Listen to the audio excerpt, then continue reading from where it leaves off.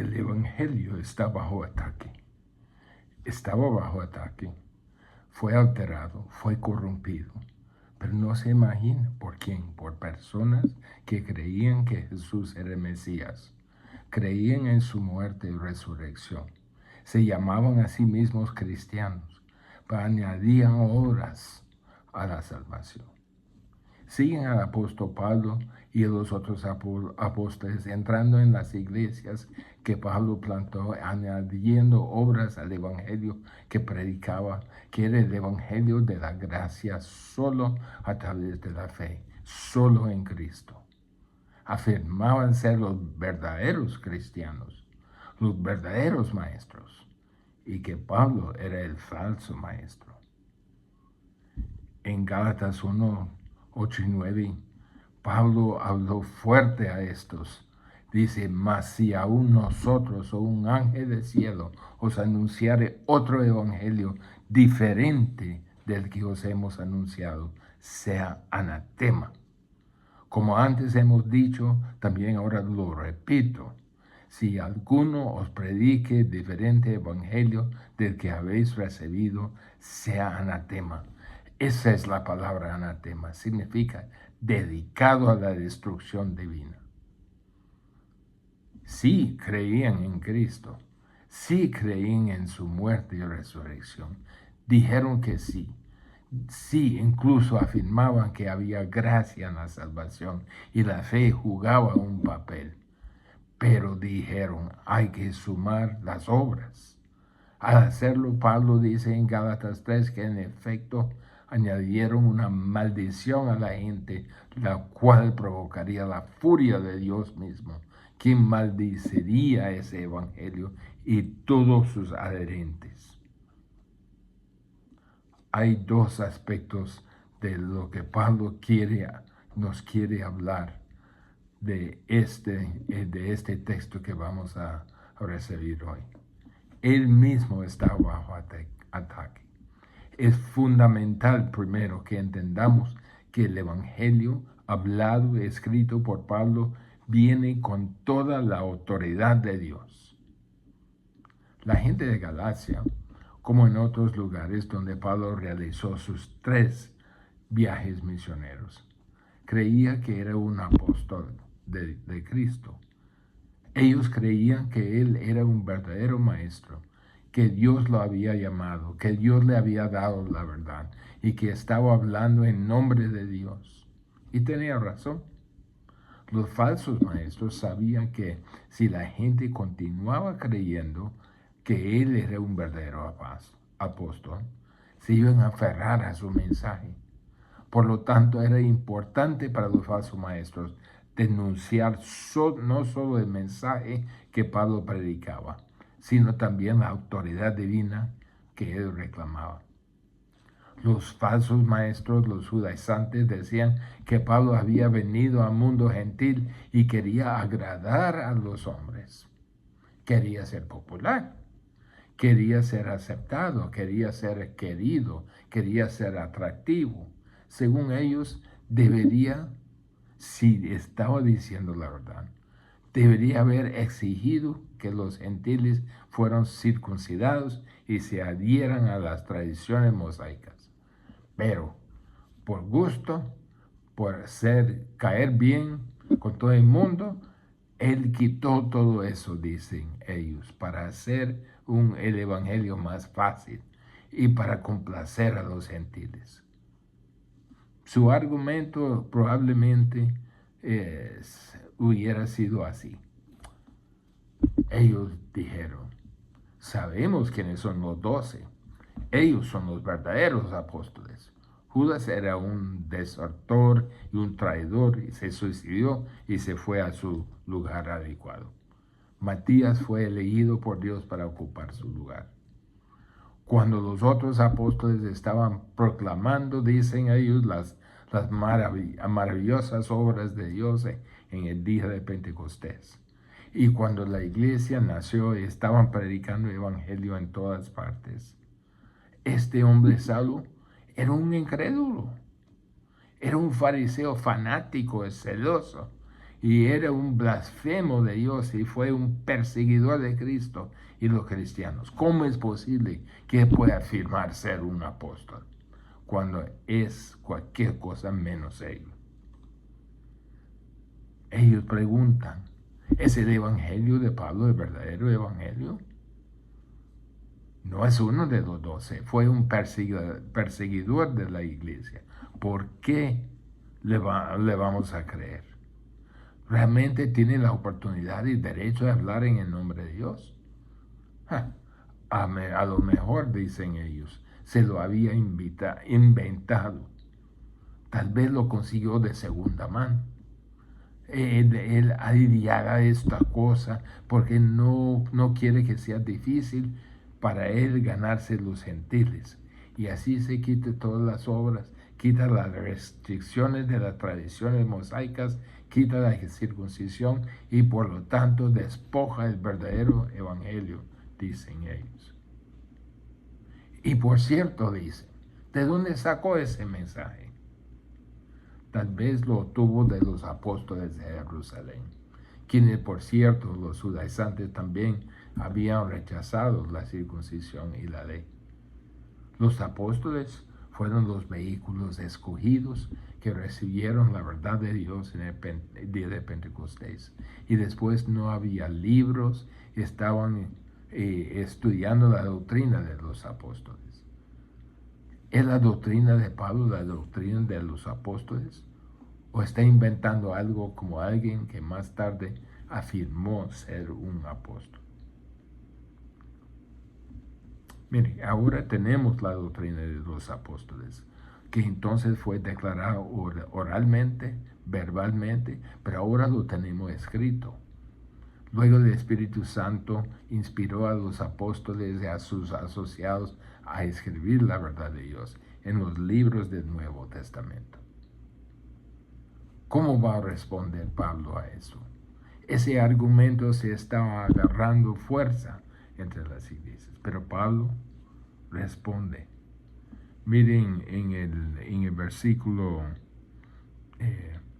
10, pues, ¿busco ahora el favor de los hombres o el de Dios? ¿O trata de agradar a los hombres? Pues si todavía agradara a los hombres, no sería siervo de Cristo. Ahora, ¿por qué hace esas dos preguntas, Pablo? Por lo que acabo de decir.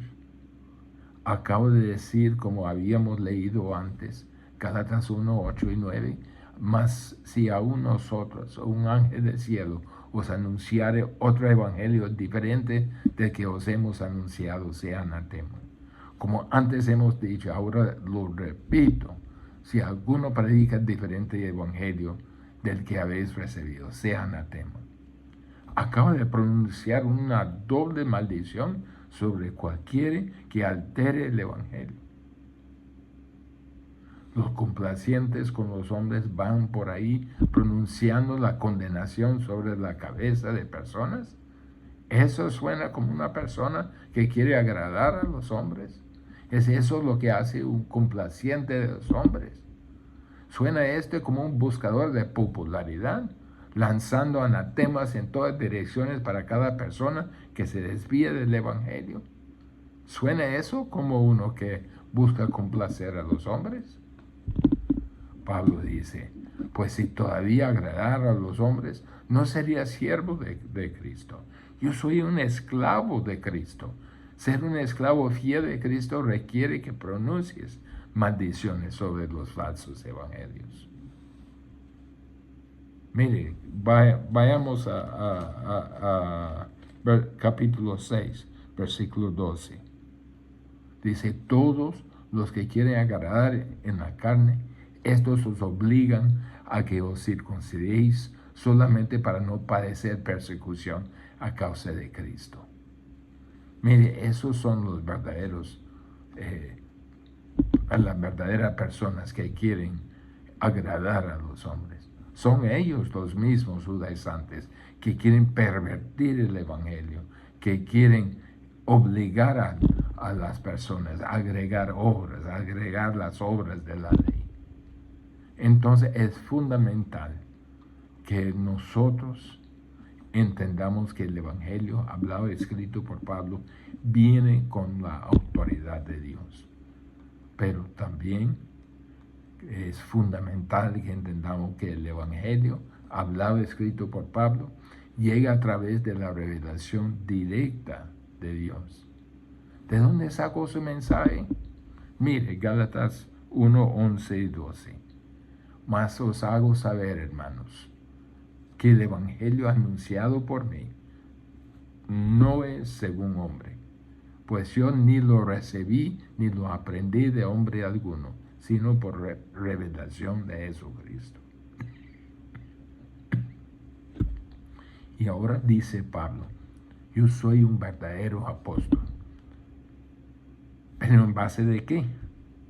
Basándome en el hecho que recibí la verdad del Evangelio de una revelación que me llegó por medio de Jesucristo.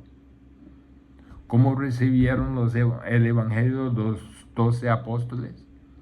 Lo recibieron todos durante un periodo de 3 años de los labios de Jesús. Eso era exclusivo de los apóstoles.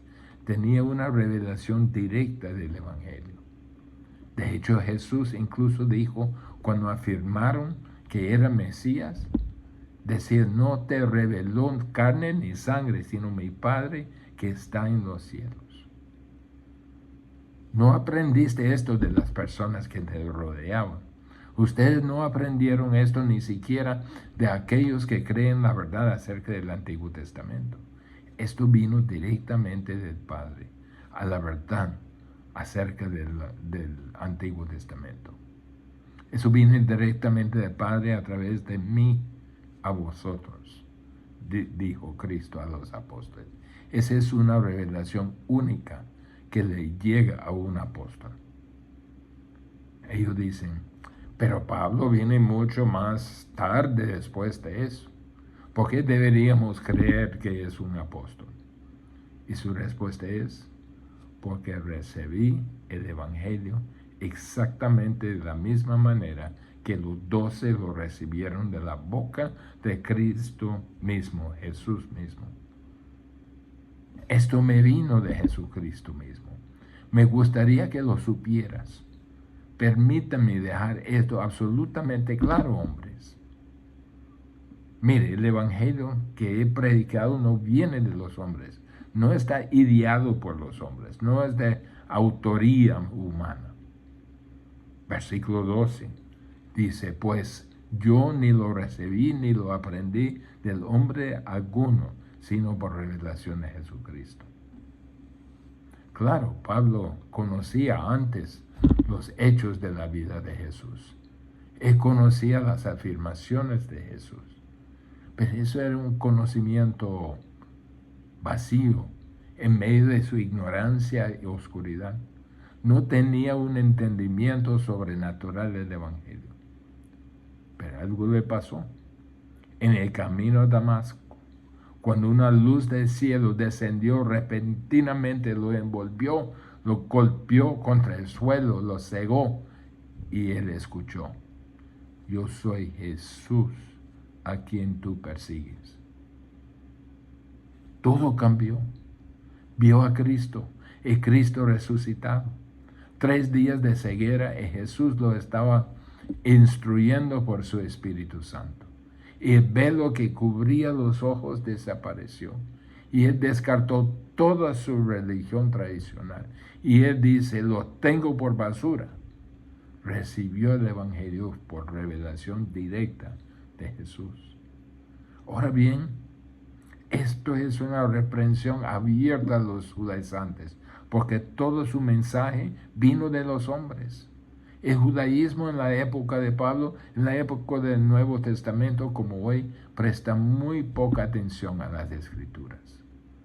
Para ellos la Escritura es una reliquia.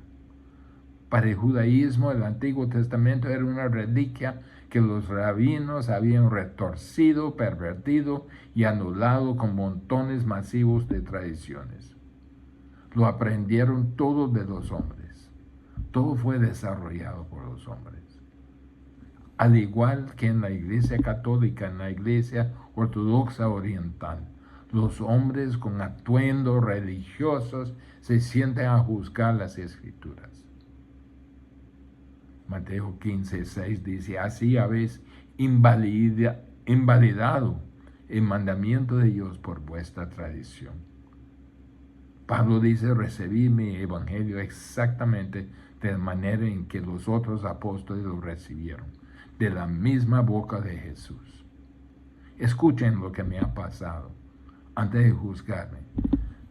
Y aquí a partir del versículo 13, Él nos va a mostrar que recibió su evangelio directamente de Jesús. Escuchan, dice, lo que me sucedió antes de convertirme en cristiano, en un seguidor de Cristo. Fíjense en lo que dice. Versículo 13 dice, porque ya habéis oído acerca de mi conducta en otro tiempo en el judaísmo. Yo perseguía sobremanera a la iglesia de Dios y la asolaba. Iba a toda máquina en la dirección opuesta del evangelio, a todo motor. Lo veía como una blasfemia y creía que era su responsabilidad ante Dios encarcelar y matar a los cristianos. Es un fanático, era un fanático, era apasionado. Mi educación temprana, dice Pablo, es prueba de que nunca tuve el evangelio transmitido por los hombres. Fui criado en la rígida escuela de ritualismo, de legalismo, en lo que respecta al judaísmo. Estaba inmerso en él, en la dirección opuesta, a la libertad, de la gracia evangélica. Perseguía a la iglesia continuamente. Traté de destruirlo.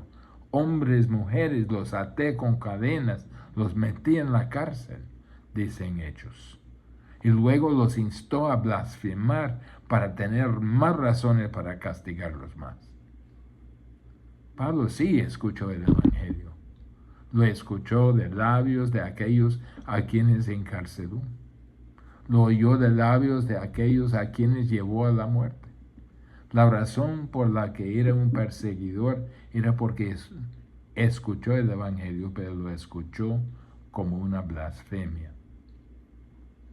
Y en el judaísmo, dice Pablo, aventajaba a muchos de mis contemporáneos en mi nación, siendo mucho más celoso de las tradiciones de mis padres. Esto está en versículo 14. Aventajaba a muchos. Literalmente es cortar. Él estaba tan metido en judaísmo tradicional que fue más allá de sus contemporáneos, derribando todos los obstáculos en el camino del avance del judaísmo. Estaba matando a machetazos a los cristianos que veía que se interponían en el camino del avance del judaísmo. Estaba por encima de todos los otros compatriotas de él. En Hechos 26, versículo 11. Y muchas veces, castigándolos en todas las sinagogas, los forcé a blasfemar, enfurecido sobremanera contra ellos. Los perseguí hasta en las ciudades extranjeras. Hechos 26, 11. Sí, yo era más extremadamente celoso de mis tradiciones ancestrales que cualquier otra persona. ¿Cómo? En un momento me detuve y me convertí en un predicador de Jesús y del Evangelio. Eso no puede venir de los hombres. El Evangelio no me atraía, no lo buscaba. Escuchan cómo era antes de conocer a Jesús. Pero escuchen ahora lo que me sucedió cuando me convertí en cristiano, un seguidor de Cristo. Versículo 15. Pero cuando agradó Dios, que me apartó desde el vientre de mi madre y me llamó por su gracia. ¿Dios había predeterminado la salvación de este hombre? Claro que sí. Y Dios predetermina la salvación de cada persona. Mire, cuando un hombre va de cabeza en una dirección, de repente da marcha atrás, se detiene, va en la dirección opuesta, absolutamente opuesta, tiene que haber una explicación divina. Dios lo salvó. Podemos decir lo siguiente: Pablo estaba luchando contra Dios con toda su fuerza, pensando que era correcto, y Dios le ganó. Dios lo salvó. Ese es el milagro de su conversión, iniciada por Dios, porque fue elegido por Dios en el mismo momento de su concepción, en el vientre de su madre. Y ahí comenzaron los propósitos de Dios para él. Dice, Dios me llamó por su gracia. Y no se detuvo ahí. Versículo 15. Pero cuando agradó a Dios, que me apartó desde el vientre de mi madre, y me llamó por su gracia, revelar a su Hijo en mí, para que yo le predicase entre los gentiles. Esta es la obra de Dios. Dios elige, Dios revela a su Hijo para que la fe nazca y se adhiera al Hijo de Dios. Entonces se convierte en un predicador, un proclamador de aquel a quien persiguió antes. No hay explicación humana para este cambio. Mi conversión, dice Pablo, tiene que ver con Dios. ¿Qué hago en la carretera a Damasco? Tengo papeles de sumo sacerdote. Me dirijo a Damasco con el propósito de encarcelar a los creyentes en Jesús. Jesús me apareció en el camino de Damasco. ¿Cómo podrías creer otra cosa que no fuera que Dios invadió mi vida cuando en un momento la transformación fue tan completa? Pablo pasó de odiar a Jesús a creer que Él era el Hijo de Dios en un instante. Entonces escuchen lo que me pasó, lo que pasó cuando yo me convertí a Cristo. Pero ahora escuchen lo que me sucedió después de que me convertí en cristiano. Versículo 16. Dice, no, ni subí a Jerusalén. No, no consulté enseguida con carne y sangre. Eso era importante. Yo no fui a nadie para conseguir este evangelio. Unos días en Damasco no entré en ninguna conversación con la gente de Damasco. Ni la primera parte del versículo 17, ni subí a Jerusalén, a los que eran los apóstoles antes que yo lo fuera. El evangelio que estoy predicando, el evangelio de la gracia sin circuncisión y sin ley, no es algo que obtuve de los apóstoles de Jerusalén. Esto me vino directamente de Dios. No fue producido por los hombres, fue hecho por Dios. Dios me llamó, Dios me dio la vida y yo respondí. Hechos 26, 19 dice, no fui rebelde a la visión celestial. Saulo, Él me llamó. El acto directo de Dios. Durante 3 días Jesús fue su mentor. Y luego salió y predicó que Jesús es el Hijo de Dios. Y lo demostró. Toda la salvación es así. No todo es tan dramático físicamente, exteriormente, circunstancialmente, pero el milagro interno es así de dramático. Es rescatado del reino de las tinieblas en un momento y colocado en el reino del amado Hijo de Dios, con una nueva naturaleza. Solo hay una cosa que puede hacer eso. Ese es el verdadero evangelio que estamos proclamando. ¿Qué pasó después de los 3 días? Dice en versículo 17, la segunda parte dice, sino que fui Arabia, Arabia, Arabia Nabatea, desde Damasco al este y al sur, hasta el fondo de la península de Sinaí. Pablo fue a ese desierto en algún lugar, probablemente cerca de Damasco. Fue ahí solo. Estuvo con los discípulos que estaban en Damasco pocos días, recuperándose de 3 días de ceguera. Al instante comenzó a proclamar a Jesús en las sinagogas, diciendo: Él es el Hijo de Dios. Pero Saulo mucho más se esforzaba y confundía a los judíos que moraban en Damasco. No solo estaba predicando a Cristo, sino que estaba demostrando que Jesús era el Mesías. Y ellos trataban de matarlo. ¿Qué estaba pasando aquí? ¿Qué decían ellos?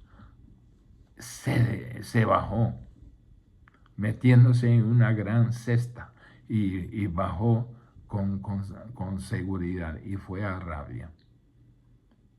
¿Qué hizo en Arabia? Se sentó a los pies de Jesús. Estaban aprendiendo y predicaba donde quiera que pudiera encontrar gente. Versículo 18.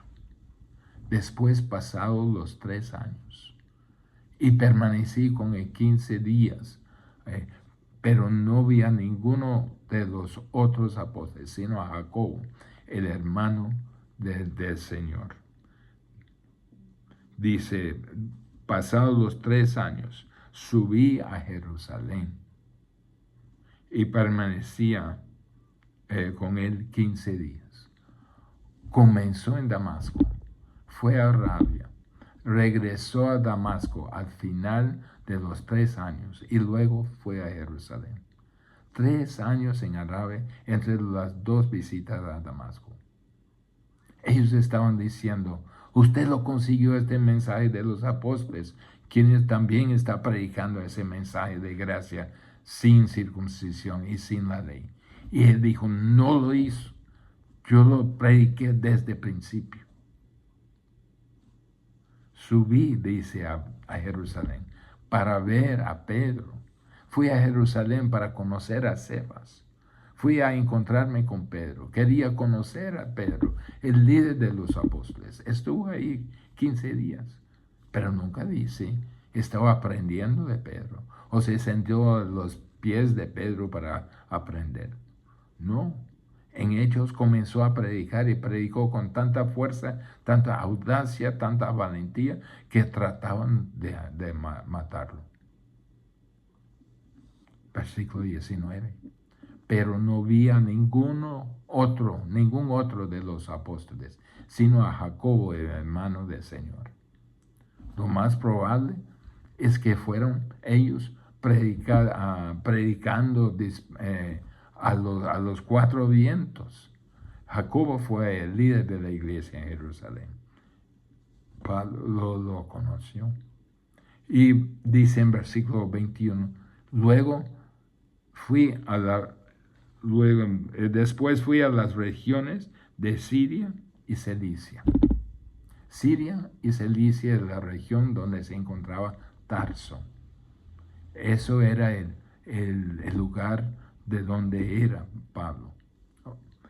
En Hechos 9, 29 a 30 nos dice: y hablaba de nuevamente en el nombre del Señor, y disputaba con los griegos, pero esos procuraban matarme.